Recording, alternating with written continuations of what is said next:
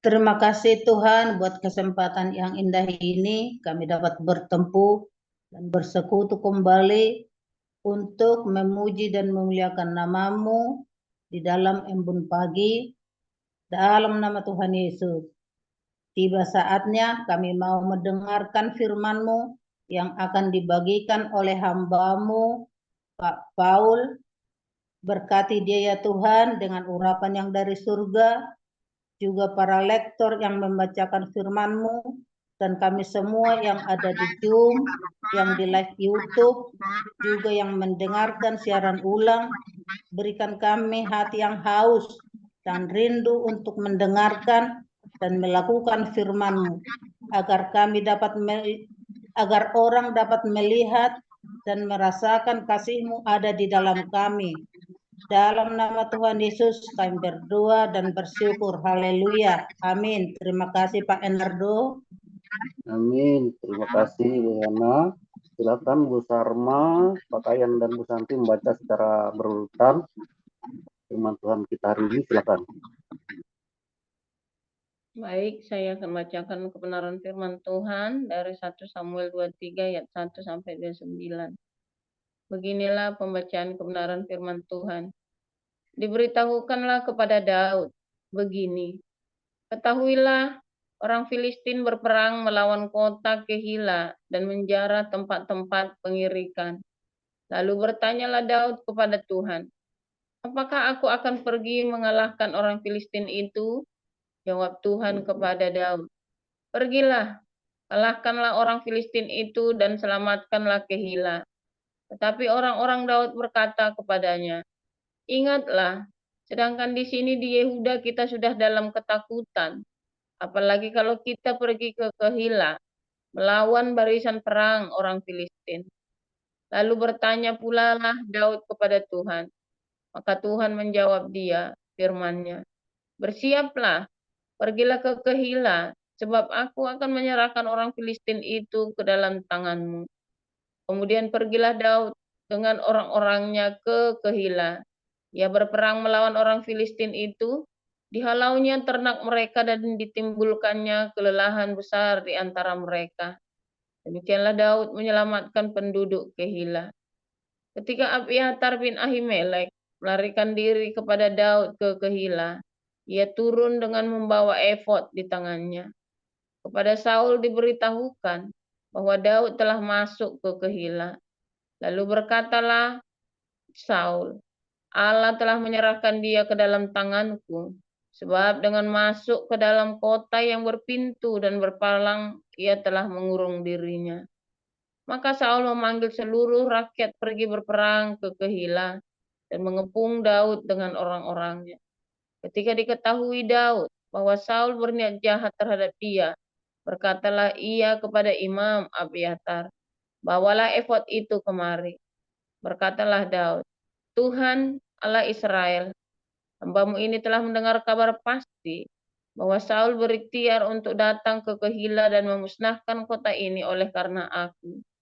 Akan diserahkan oleh warga-warga kota Kehila itukah aku ke dalam tangannya?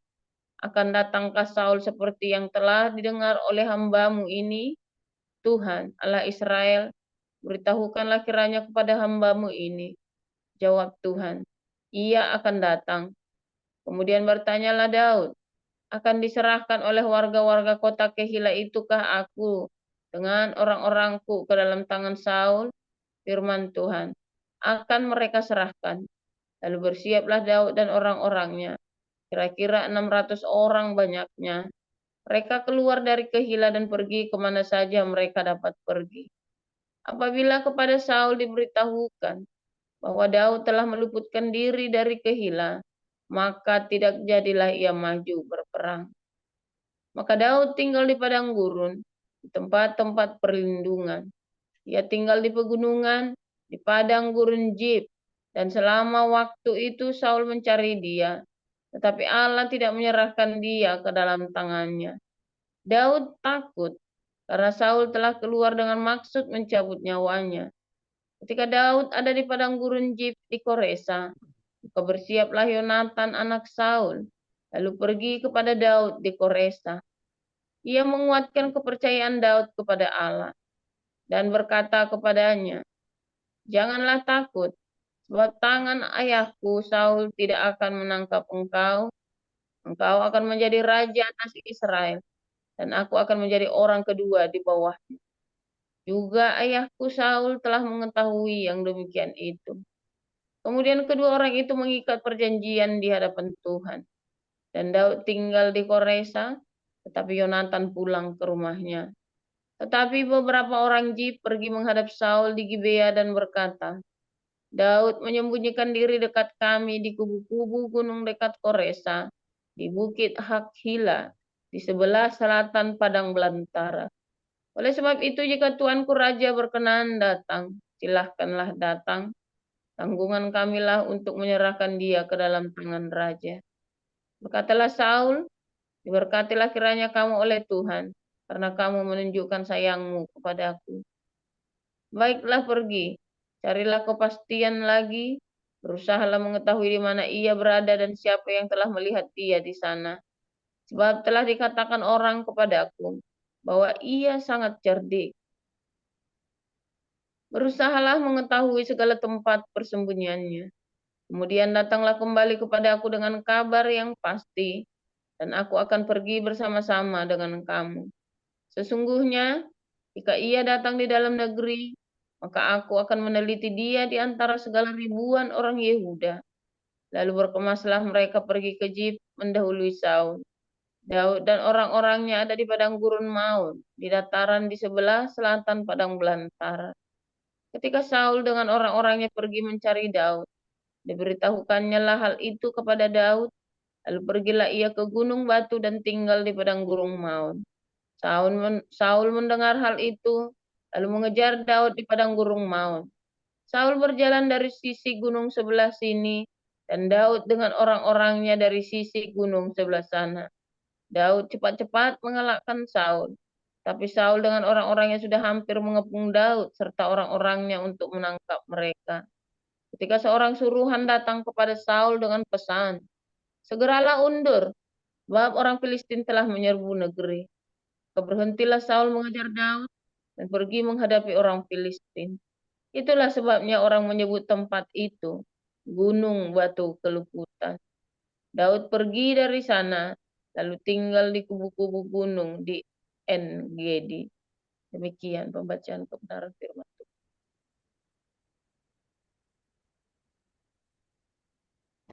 Kisah Rasul pasal 21. Sudah perpisahan yang berat itu, bertolaklah kami dan langsung berlayar menuju Kos. Esokan harinya sampailah kami di Rodos, dan dari situ kami ke Patra. Di Patra kami mendapat kapal yang hendak menyeberang ke Fenisia. Kami naik kapal itu lalu bertolak. Kemudian tampak Siprus sebelah kiri, tetapi kami melewatinya dan menuju ke Syria. Akhirnya tibalah kami di Tirus, sebab muatan kapal harus dibongkar di kota itu.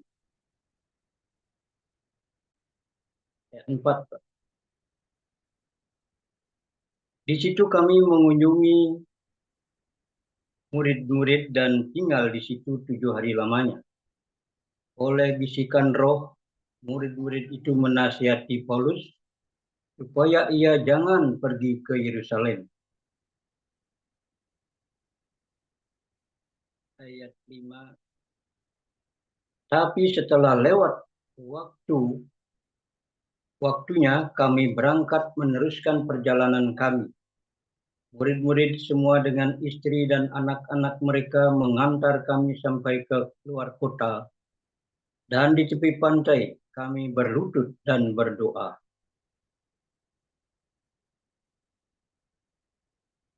Sesudah minta diri kami naik ke kapal dan mereka pulang ke rumah. Dari Tirus kami tiba di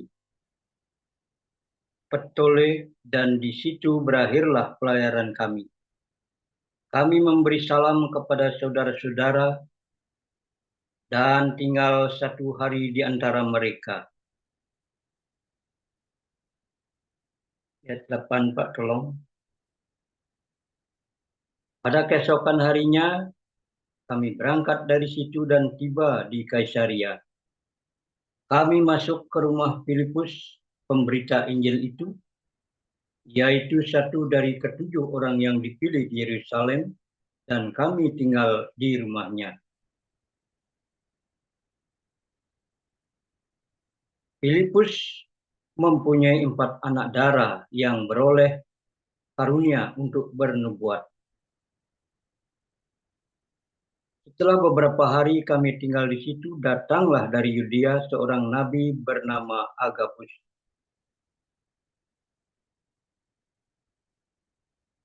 Ia datang pada kami, lalu mengambil ikat pinggang Paulus, sambil mengangkat kaki dan tangannya sendiri, ia berkata, "Demikianlah kata Roh Kudus, beginilah orang yang mempunyai ikat pinggang ini akan diikat oleh orang-orang Yahudi di Yerusalem dan diserahkan ke dalam tangan bangsa-bangsa lain."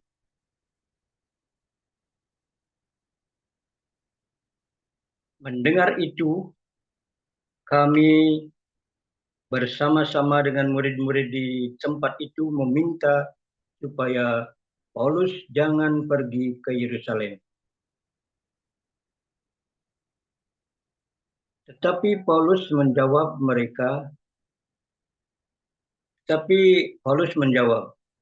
"Mengapa kamu menangis dan dengan jalan demikian mau menghancurkan hatiku? Sebab aku ini rela bukan saja untuk diikat, tetapi juga untuk mati di Yerusalem oleh karena nama Tuhan Yesus." Ayat 14. Karena ia tidak mau menerima nasihat kami menyerah dan berkata, "Jadilah kehendak Tuhan."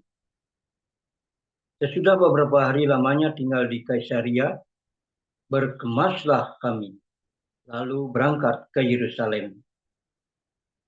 Bersama-sama dengan kami, turut juga beberapa murid dari Kaisaria. Mereka membawa kami ke rumah seorang yang bernama Manason. Ia dari Siprus dan sudah lama menjadi murid. Kami belum yang 16 dulu, Pak. Belum selesai ayat 16-nya. Kami akan menumpang di rumahnya. Ayat 17. Ketika kami tiba di Yerusalem, semua saudara menyambut kami dengan suka hati. Pada keesokan harinya, pergilah Paulus bersama-sama dengan kami mengunjungi Yakobus. Semua penatua telah hadir. Paulus memberi salam kepada mereka, lalu menceritakan dengan terperinci apa yang dilakukan Allah di antara bangsa-bangsa lain oleh pelayanannya. Paulus memberi, ayat 20, mendengar itu mereka memuliakan Allah. Lalu mereka berkata kepada Paulus, "Saudara, lihatlah, beribu-ribu orang Yahudi telah menjadi percaya dan mereka semua rajin memelihara hukum Taurat." Ayat 1, Pak. Tetapi mereka mendengar tentang engkau, bahwa engkau mengajar semua orang Yahudi yang tinggal di antara bangsa-bangsa lain untuk melepaskan hukum Musa, sebab engkau mengatakan supaya mereka jangan menyunatkan anak-anaknya dan jangan hidup menurut adat istiadat kita. Jadi bagaimana sekarang? tentu mereka akan mendengar bahwa engkau telah datang kemari. Sebab itu, lakukanlah apa yang kami katakan ini. Di antara kami ada 4 orang yang bernasar. Ayat 24, bawalah mereka bersama-sama dengan engkau, lakukanlah pentahiran dirimu bersama-sama dengan mereka, dan tanggunglah biaya mereka, sehingga mereka dapat mencukurkan rambutnya. Maka semua orang akan tahu bahwa segala kabar yang mereka dengar tentang engkau sama sekali tidak benar, melainkan bahwa engkau tetap memelihara hukum Taurat. Ayat 25. Tetapi mengenai bangsa-bangsa lain yang telah menjadi percaya, sudah kami tuliskan keputusan-keputusan kami, yaitu mereka harus menjauhkan diri dari makanan yang dipersembahkan kepada berhala, dari darah, dari daging binatang yang mati dicekik, dan dari percabulan. 26. Pada hari berikutnya, Paulus membawa orang-orang itu serta dengan dia, dan ia mentahirkan diri bersama-sama dengan mereka, lalu masuk ke bait Allah untuk memberitahukan bila mana pentahiran akan selesai dan persembahan akan dipersembahkan untuk mereka masing-masing. Ayat 27. Ketika masa 7 hari itu sudah hampir berakhir, orang-orang Yahudi, ya, saya lanjutkan di ayat 27 sampai 40. Ketika masa 7 hari itu sudah hampir berakhir, orang-orang Yahudi yang datang dari Asia melihat Paulus di dalam bait Allah. Lalu mereka menghasut rakyat dan menangkap dia sambil berteriak, "Hai orang-orang Israel, tolong, inilah orang yang di mana-mana mengajar semua orang untuk menentang bangsa kita dan menentang hukum Taurat dan tempat ini. Dan sekarang ia membawa orang-orang Yunani pula ke dalam bait Allah dan menajiskan tempat suci ini. Sebab mereka telah melihat Trofimus dari Efesus sebelumnya bersama-sama dengan Paulus di kota, dan mereka menyangka bahwa Paulus telah membawa dia ke dalam bait Allah. Maka gemparlah seluruh kota, dan rakyat datang berkerumun, lalu menangkap Paulus dan menyeretnya keluar dari bait Allah. Dan seketika itu juga semua pintu gerbang bait Allah itu ditutup. Sementara mereka merencanakan untuk membunuh dia, sampailah kabar kepada kepala pasukan bahwa seluruh Yerusalem gempar. Kepala pasukan itu segera bergerak dengan prajurit-prajurit dan perwira-perwira dan maju mendapatkan orang banyak itu. Ketika mereka melihat dia dan prajurit-prajurit itu, berhentilah mereka memukul Paulus. Kepala pasukan itu mendekati Paulus, menangkapnya dan menyuruh mengikat dia dengan 2 rantai. Lalu bertanya, siapakah dia dan apakah yang telah diperbuatnya. Tetapi dari antara orang banyak itu ada yang meneriakkan kepadanya ini. Ada pula yang meneriakkan itu. Dan oleh karena keributan itu, ia tidak dapat mengetahui apakah yang sebenarnya terjadi. Sebab itu ia menyuruh membawa Paulus ke markas. Ketika sampai ke tangga, Paulus terpaksa didukung prajurit-prajurit karena berdesak-desaknya orang banyak yang berbondong-bondong mengikuti dia sambil berteriak, "Nyahkanlah dia." Ketika Paulus hendak dibawa masuk ke markas, Ia berkata kepada kepala pasukan itu, "Bolehkah aku mengatakan sesuatu kepadamu?" Jawabnya, "Tahukah engkau bahasa Yunani? Jadi engkau bukan orang Mesir itu yang baru-baru ini menimbulkan pemberontakan dan melarikan 4.000 orang pengacau bersenjata ke padang gurun?"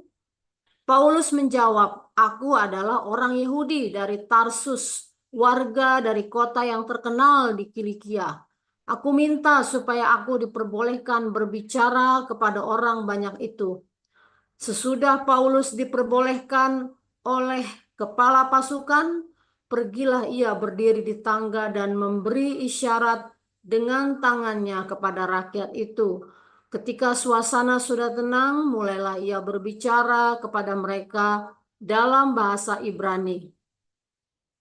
Katanya, sekian Pak Enardo. Ya, amin. Untuk firman Tuhan, terima kasih para lektor.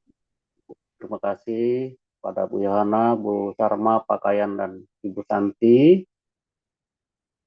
Selanjutnya kita akan mendengar renungan firman Tuhan yang hari ini dengan judul Ciamsi Ramalan Togel hari ini. Silahkan Pastor Joseph Paljang. Haleluya, luar biasa, firman Tuhan selalu baru setiap hari. Kalau kita menantikan Tuhan dengan penuh cinta, terus berbuat baik, jangan menyerah karepmu dewe, saudara ya. Pokoknya ini kalau kita ngomong janjiannya, Anda tidak boleh menyerah.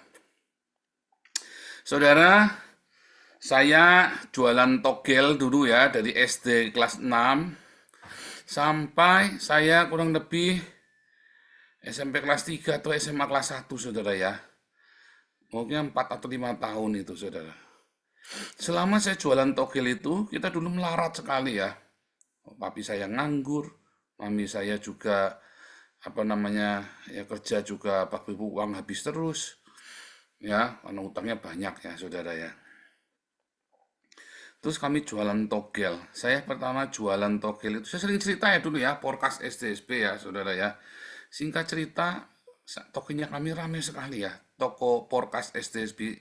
Saya yang jualan ya, karena saya ngeliat teman-teman saya kan pada jualan itu di Tegal itu kok enak sekali ya jualan ya. Terus akhirnya saya ikut-ikutan ya, saya tanya ngambil di mana itu, ngambil di situ, kenal saya, saudara ya. Terus saya bilang sama itu, "Om, saya juga mau jualan."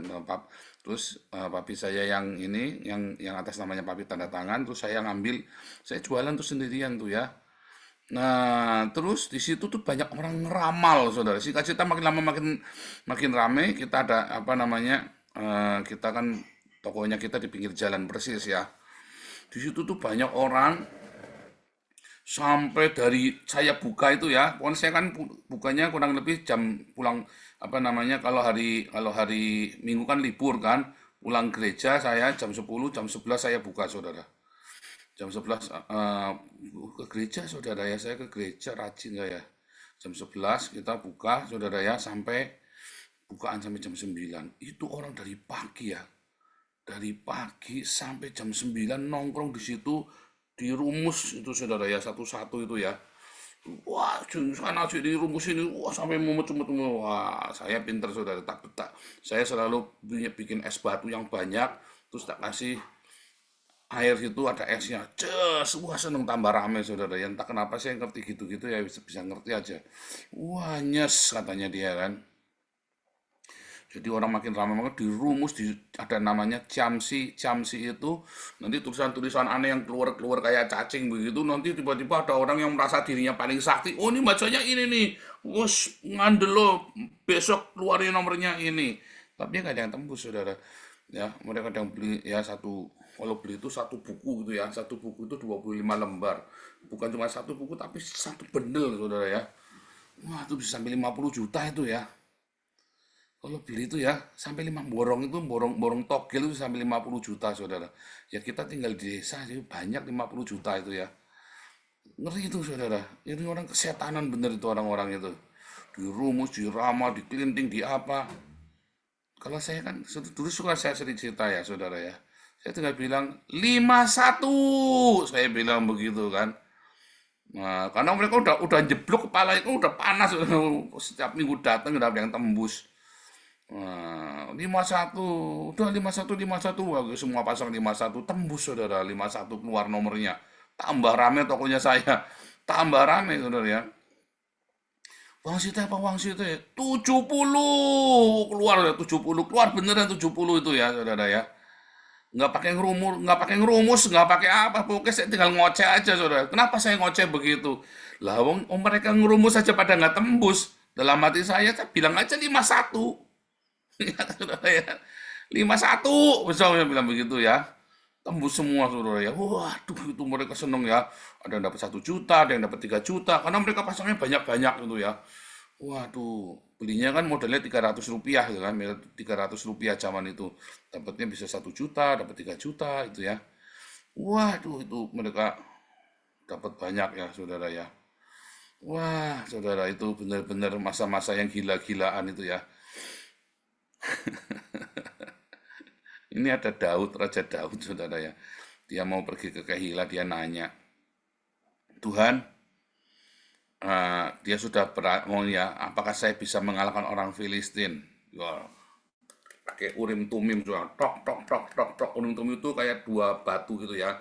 Nanti batunya gini semua, atau gini, atau gini, atau gini, saudara, balik. Ya, sama kayak Jamsi, kalau Anda di Kelenteng itu sama, yang pernah ngecek Jamsi di Kelenteng. Ya, saudara ya. Aduh, sama seperti itu ya, saudara ya. Wah, terus Urim apa Tumim, ya kan? Kalau saya ke sana bagaimana? Tanya, saudara. Kenapa saudara zaman itu mereka nanya? Karena zaman itu tidak mengenal analisa, pertimbangan, ya saudara ya, logika berpikir. Zaman itu orang simpel berpikirnya, saudara ya, sangat simpel. Sehingga mereka perlu dibantu dengan Urim dan Tumim untuk bisa memahami satu perkara. Ya, mereka belum terbiasa mengamati, ya, menilai ada faktor-faktor ini. Kalau lihat perangnya itu kan perangnya simpel ya, saudara ya. Perang maju, terus nanti tiba-tiba dikepung begitu ya. Perang-perangnya kan model-model begitu. Kalau Anda lihat filmnya Mel Gibson itu loh, Braveheart segala macam itu kan. Maju, pura-pura maju, nggak taunya mundur, pura-pura mundur, lari-lari, saudara, yang nggak tahu nanti dikepung, ya gitu-gitu, perang yang gitu-gitu, saudara ya. Itu mah kayak orang bentengan aja pokoknya kan. Zaman itu masih segitu ya, cara berpikir orang, logika berpikirnya masih di sana. Saudara coba ya, Anda bayangkan, ini Daud ini panglima perang, saudara. Dia biasa menang, dia kejar Filistin, pasti menang enggak? Ya pasti menang, moralnya lagi tinggi sekali. Ya kan? Moralnya lagi tinggi sekali. Perlu nggak pakai Urim sama Tumim? Kalau saya zaman sekarang nggak perlu, saudara. Saya sudah tahu pasti menang. Ya, Daud dengan para pasukannya itu kan bukan orang-orang pembunuh, kriminal, itu orang-orang hebat semua itu teman-temannya Daud itu ya, pengusaha yang banyak duitnya. Kayak sama seperti itu Setia Novanto di Ciamis, tahanan KPK. Kelihatannya tahanan, tapi banyak duitnya semua. Kriminal, banyak duitnya semua. Iya kan? Setia Novanto, siapa lagi tuh? Siapa itu yang Arab itu, saudara, saya lupa. Nasarudin, orang punya duit semua itu. Terus yang apa? Yang tukang pajak itu. Ya, Gayus Tambunan, kumpul semua itu, saudara. Kelihatannya kriminal, punya duit.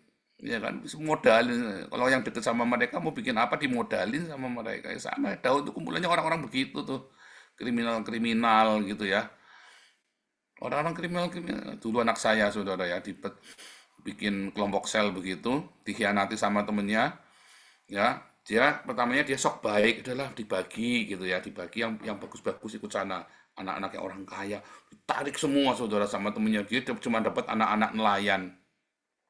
Anak preman, anak nelayan, anak yang miskin-miskin. Wah, pulang nangis. Si Wahyu, saya merasa dikhianati, karena semua ditarik semua ya sama temennya dia. Padahal tadinya dia yang nggak bisa apa-apa. Terus ya udahlah kita bagi dua deh, yang beberapa yang kaya-kaya kasih ke sana, nggak tahu ditarik semua anak-anak orang kaya ikut temennya dia semua, ditarik semua saudara, licik sekali. Terus pulang nangis si Wesley. Terus saya tanya, sebentar, mereka itu apa? Teman-teman sekarang yang tinggal sama kamu ada berapa orang? Iya 7 orang, tapi kan mereka orang miskin semua. Sebentar. Kamu itu anak orang miskin itu definisinya apa miskinnya kamu? Iya itu anaknya preman, anaknya nelayan, anaknya tukang beca. Loh, bagus kamu itu. Papa itu kalau cari kelompok saya waktu zamannya Papa masih sekolah, cari yang preman-preman yang berani-berani. Kalau kamu tanya sama anak rumahan, yuk kita penginjilan, nanti tak tanya mama dulu ya. Yuk kita mau pergi kasih makan orang, nanti tak tanya papa dulu ya. Kalau anak-anak preman kamu ngajak pergi kemana, yang penting dikasih nasi kucing. Yuk kita malam-malam jam 8 kita penginjilan bagi teratat. Mereka pasti bilang yuk. Pasti bilang yuk. Coba anda percaya. Pasti bilang yuk. Kamu itu punya orang-orang hebat kan. Bilang kumpulin, kamu tiap hari traktir nasi kucing. 1.000 perak saudara ya di Semarang itu ya. Dari 7 orang sampai 70 sampai ratusan saudara dalam setahun. Anak-anak nelayan, anak-anak preman. Jadi Anda jangan meremehkan orang-orang bermasalah saudara ya. Jangan meremehkan para kriminal orang-orang bermasalah adalah orang-orang yang hebat, yang tidak hidup pada waktu dan masa yang tepat saudara. Ya, orang-orang bermasalah. Anda punya masalah hari ini. Makin besar masalahmu, Anda itu orang hebat, saudara. Yang tidak hidup pada masa dan waktu yang tepat, saudara. Tapi Anda orang hebat. Daud juga seperti itu, saudara. Dikelilingi oleh orang-orang yang hebat. Yang tidak diterima oleh zamannya. Sampai hari ini pun saya orang bermasalah, kan? Ya kan? Orang pendeta gereja normal tidak akan bisa terima saya, saudara. Gundulmu peang, tititmu kui. Orang nggak mau, saudara, pendeta-pendeta terima saya. Sesat ngomongnya. Tapi saya dikelilingi oleh orang-orang hebat, orang-orang yang kaya saya, kayak Anda ini. Makanya kita bisa gede, kan? Pendeta yang baik-baik mana bisa kumpulin 30.000 euro, 500 juta sebulan. Kita ini orang-orang bermasalah, makanya kita bisa kumpulin duit 500 juta sebulan. Anda dan saya. Ya kan? Benar nggak? Kita ini Pak Enardo ini orang hebat, saudara. Orang hebat, saudara.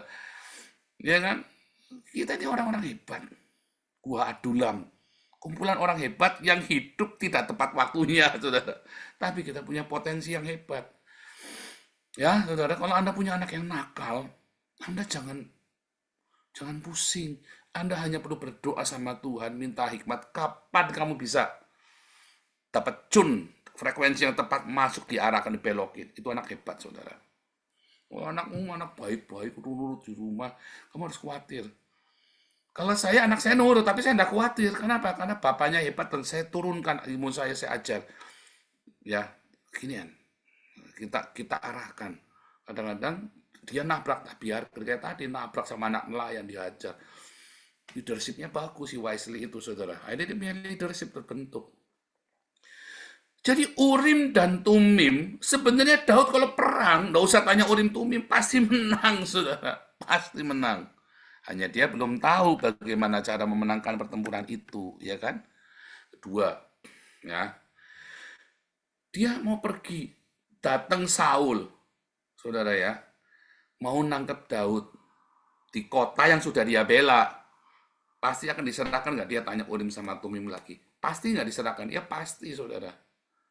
Kalau nggak diserahkan, digerodok, mati semua satu kota. Udah terbukti. Waktu di Nob kemarin, imam-imamnya dibunuh semua.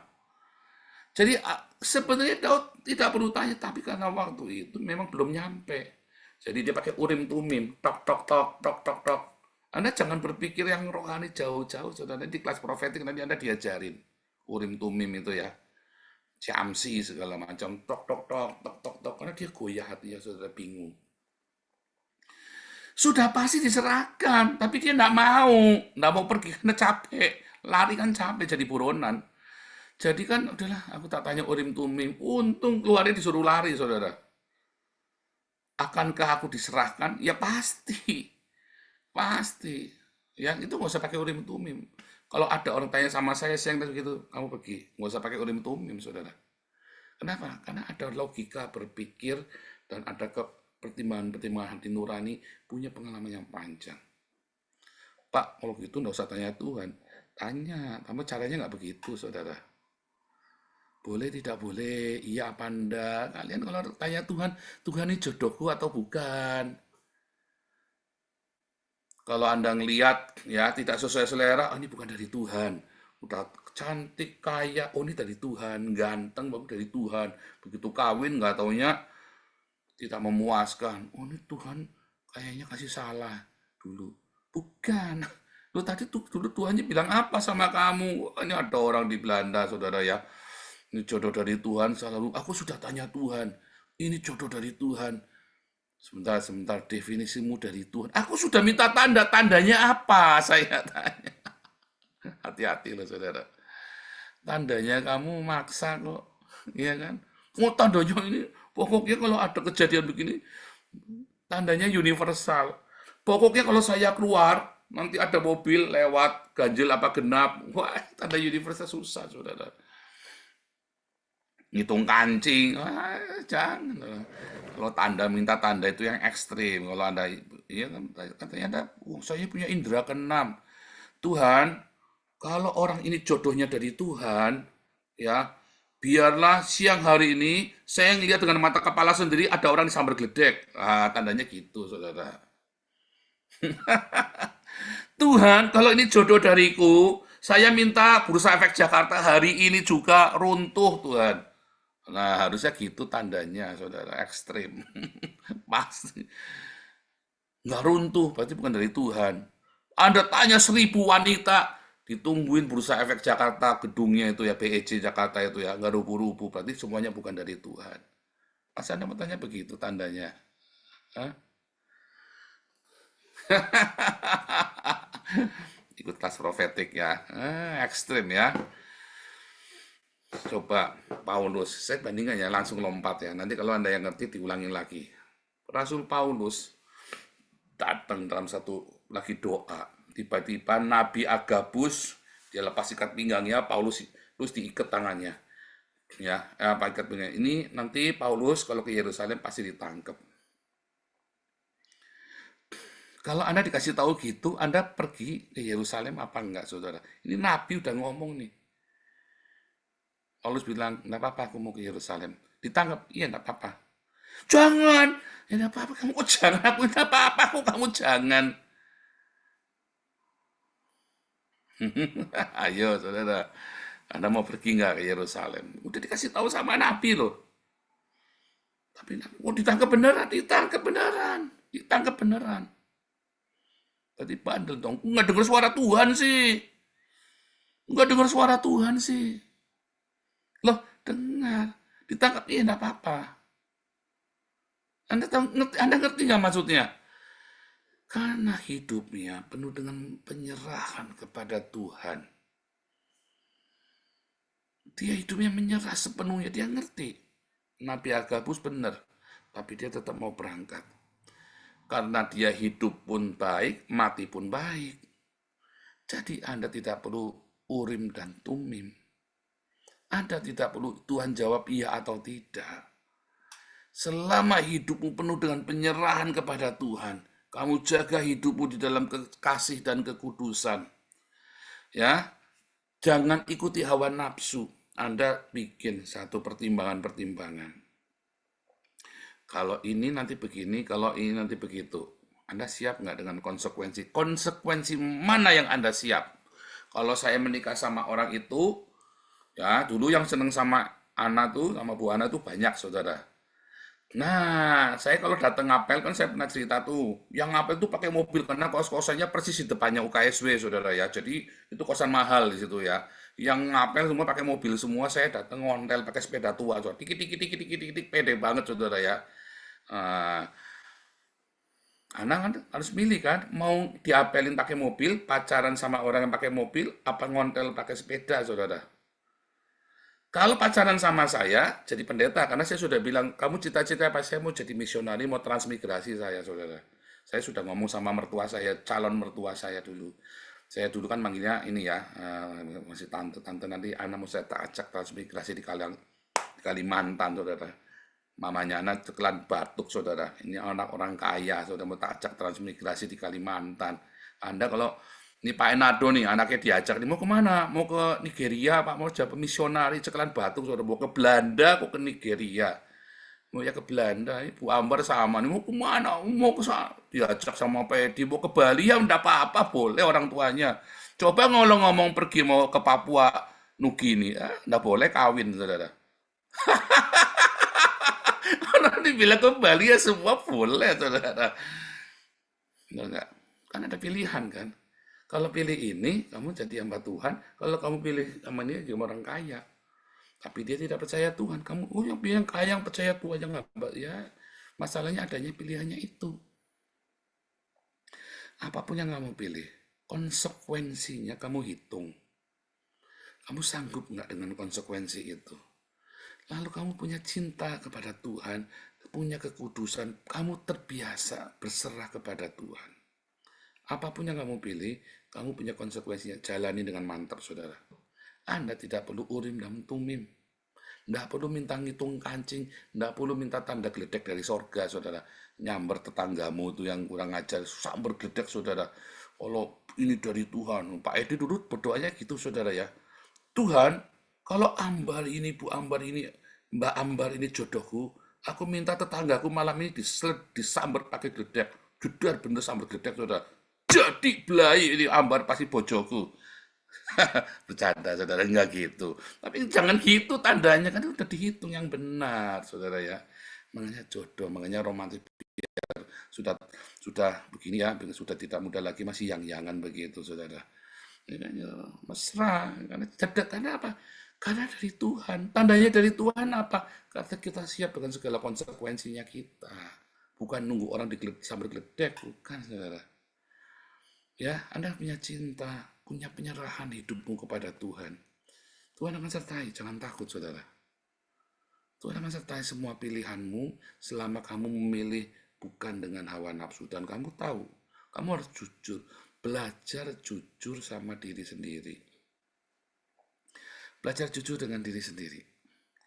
Kalau nanti pilihanmu bakal salah, Tuhan bisa geser, saudara. Suatu ketika saya mau ambil tempat 1 menit ya, 2 menit Pak Enado, yang di kota tempat saya tinggal, saudara, kita bikin bangunan. Kan Tuhan suruh saya bikin komunitas. Saya bilang saya nggak mau. Saya mau gini, jadi televangelis lebih enak. Saya maunya begitu. Tetapi Tuhan suruh saya bikin komunitas.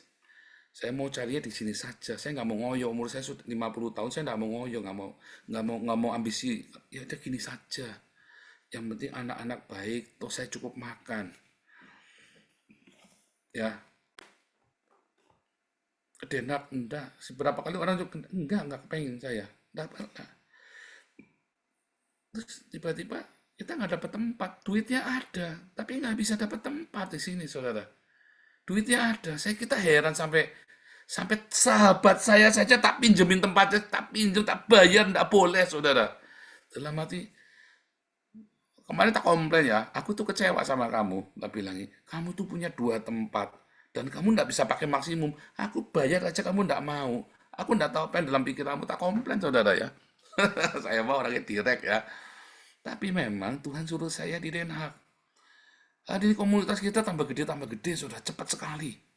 Komunitas kita ya berkembang dengan cepat sekali. Dari cuma 8 orang, ya sekarang sudah 40-an. Ya kita baru mulai 2 bulan loh, saudara. Dan mungkin nanti ya kita bisa cepat sekali ya. Dan kita penginjilan di itu ya. Wah, kita besok Sabtu ada baptisan.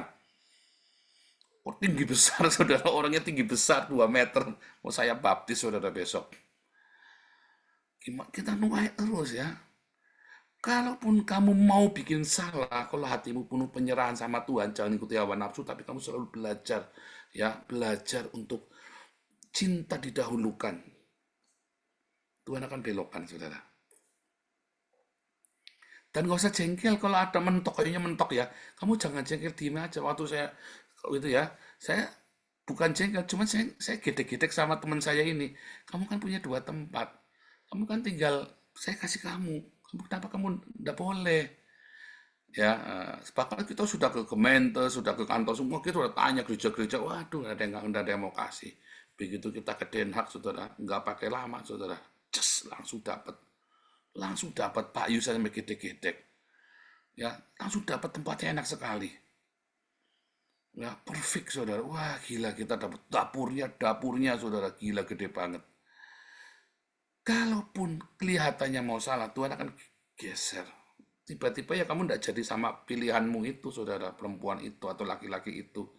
Entah kenapa, Anda nggak usah ngotot, nggak usah jengkel. Biasa aja. Kenapa Tuhan hindarkan? Kita mau kerjasama dengan beberapa orang. Tiba-tiba orangnya, saudara ya, itu yang kemarin saya cerita ya.